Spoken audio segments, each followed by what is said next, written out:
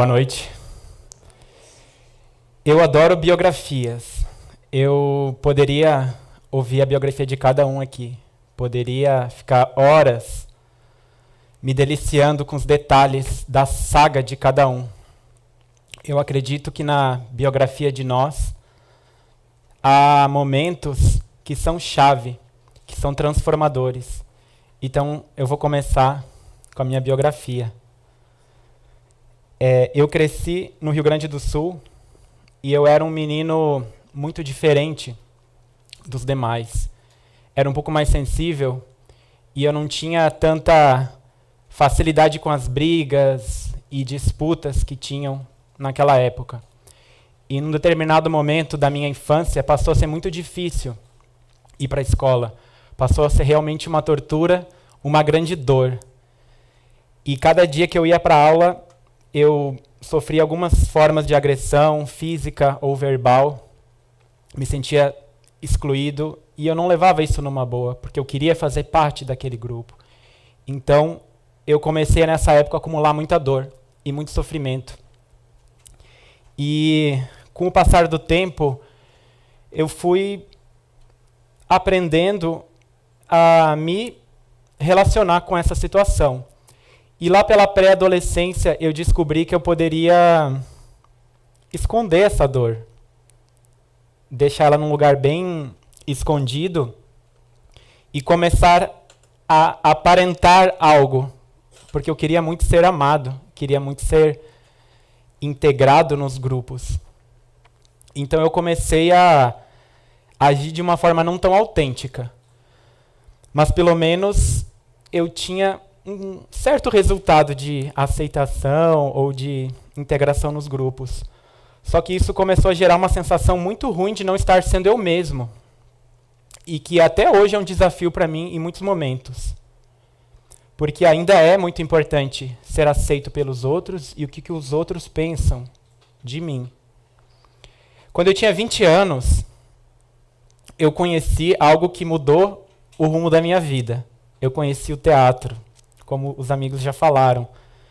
E no teatro eu aprendi muitas práticas com o corpo, aprendi muitos jogos, muitas dinâmicas, e os encontros eram de 3 horas, e eu saía com muita vitalidade e muita vivacidade. E naquele momento eu decidi, eu quero trabalhar com isso. Isso é transformador. Isso é vivencial. E aí eu comecei meus estudos e minha preparação no campo das vivências corporais, nos jogos teatrais e jogos cooperativos, que mais para frente eu fui conhecer. E nesse momento eu percebi que era um campo onde eu mais me realizava. E depois de várias experiências, de morar em outros estados, eu acabei chegando em Florianópolis em 2013. E depois de um ano em Florianópolis, aquela criança que tinha sofrido tudo aquilo, que tinha passado por todos aqueles pesos, sentiu, é hora de fazer algo com tudo isso. E numa tarde, dentro do mar, lá de Florianópolis, me veio a ideia de fazer um trabalho que contemplasse toda essa alegria, essa vivacidade, essa tecnologia das vivências em grupo. Além disso, ações de rua e outras várias ações. Foi nesse momento que surgiu o Amor em Movimento. E começamos com cursos curtos no hospital universitário. Cursos de 2 meses ou 3 meses. E o resultado estava sendo incrível. As pessoas estavam se transformando muito. Cada encontro de 2 ou 3 horas era tão transformador quando eu tinha vivido lá nos meus 20 anos. E a alegria era muito grande de ver as crianças interiores pulando, se alegrando, se divertindo. E eu percebi que aquilo era o que eu queria fazer. Mais para frente surgiu as maratonas do abraço, onde nós íamos numa praça e apenas oferecíamos abraços para todos que estavam passando. E vocês não imaginam as experiências que a gente teve com essa prática. Desde pessoas que diziam que seus filhos não os abraçavam, até pessoas que estavam pensando em tirar sua própria vida naquele dia, de tudo que vocês podem imaginar. A experiência da Maratona dos Abraços segue se expandindo.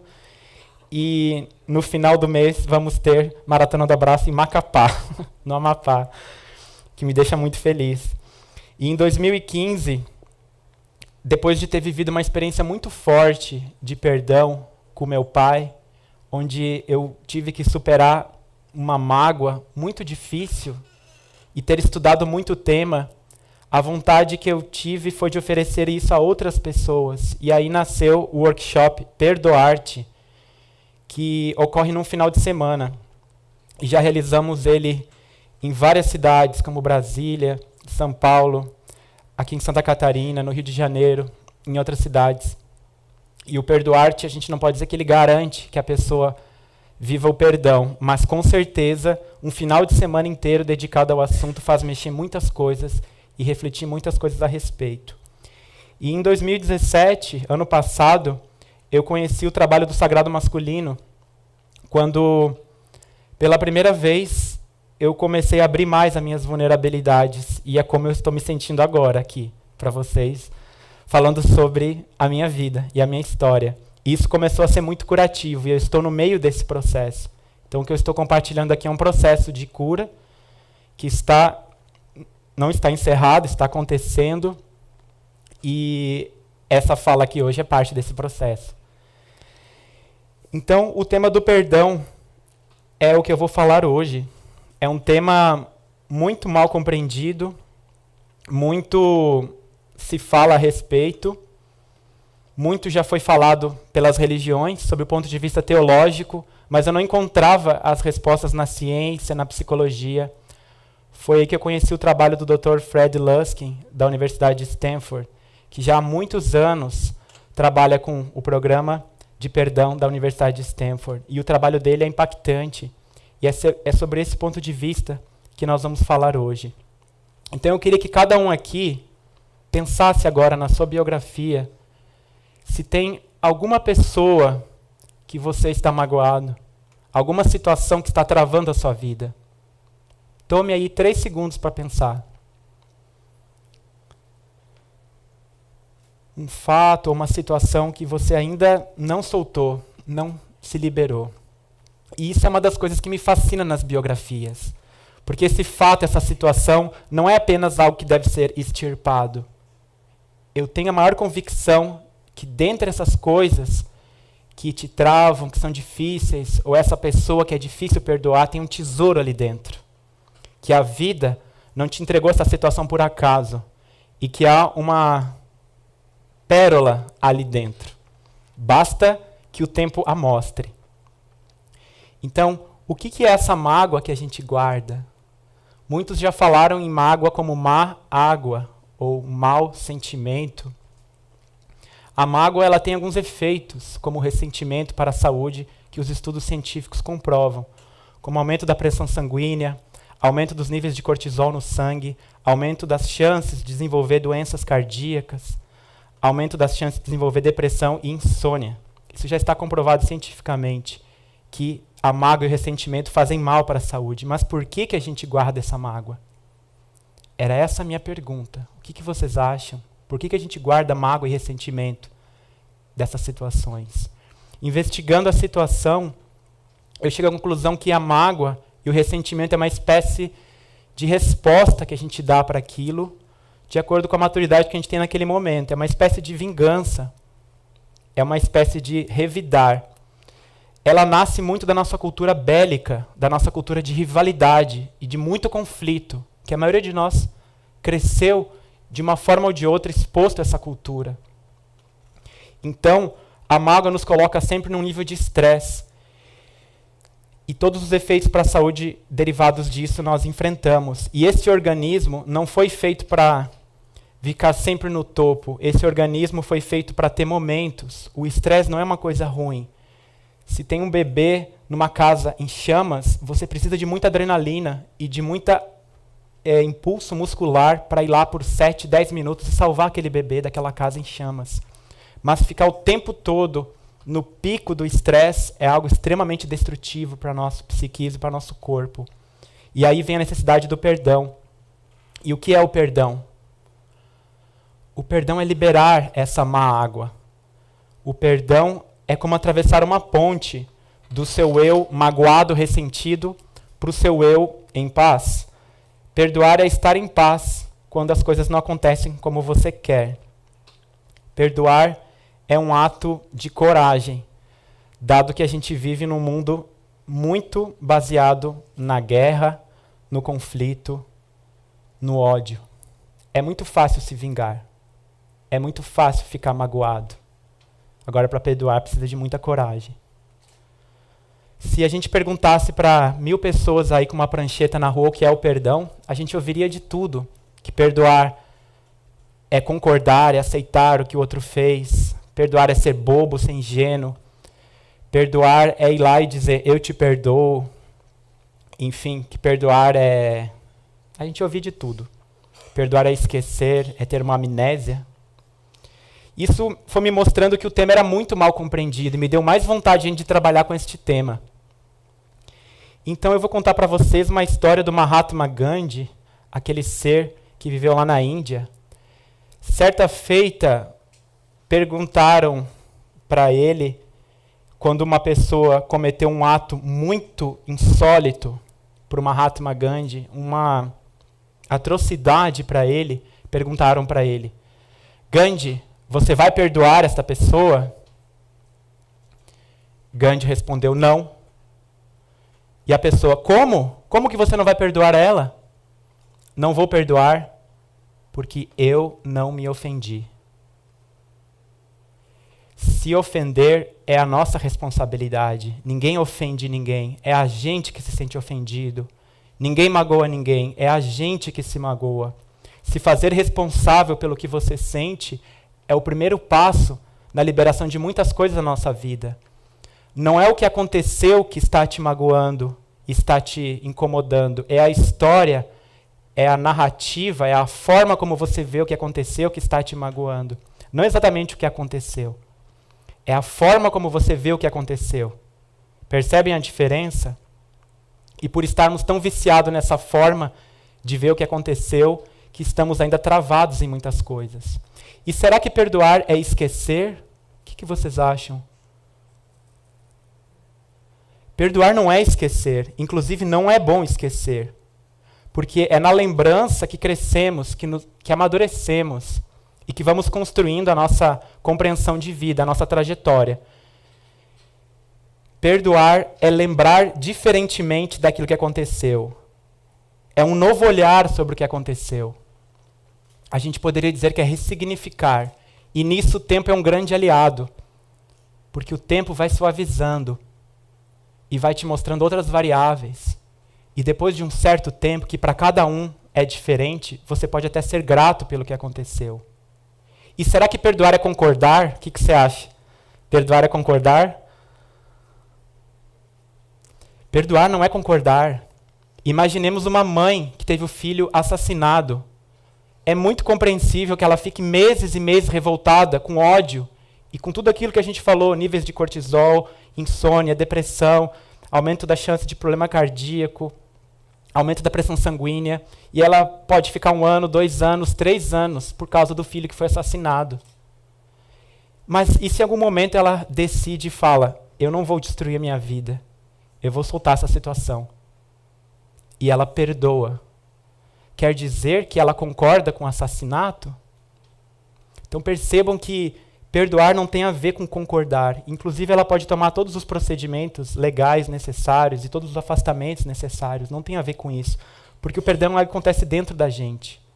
E será que perdoar é ir lá e dizer, eu te perdoo? Não. Você pode ir lá e dizer, eu te perdoo, e não ter realmente vivido essa transmutação, essa alquimia interna, porque é disso que se trata. O perdão é uma alquimia interna, é um novo sentir. É um novo sentir em relação àquilo que aconteceu. Então, por que a gente deve perdoar? Simplesmente porque você também quer ser perdoado pelas coisas que você faz. Você também quer que tolerem os seus erros e que perdoem os seus erros. Se você está incomodado porque alguém foi arrogante com você, quantas vezes que você também foi arrogante? Se você está incomodado por alguém que foi estúpido com você, quantas vezes você também foi estúpido?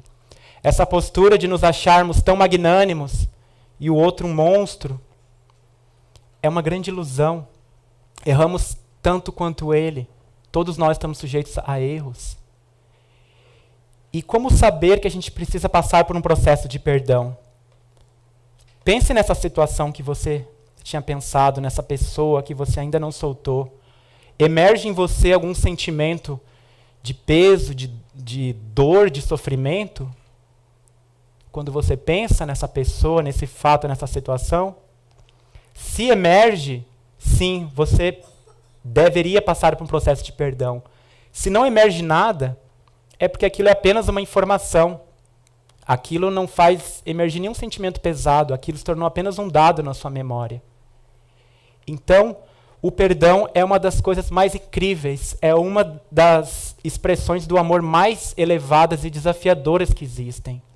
E por ele te dar tanto, por essa liberação, te dá tanta alegria e tanto prazer e felicidade no final, ele exige também de você uma certa dedicação.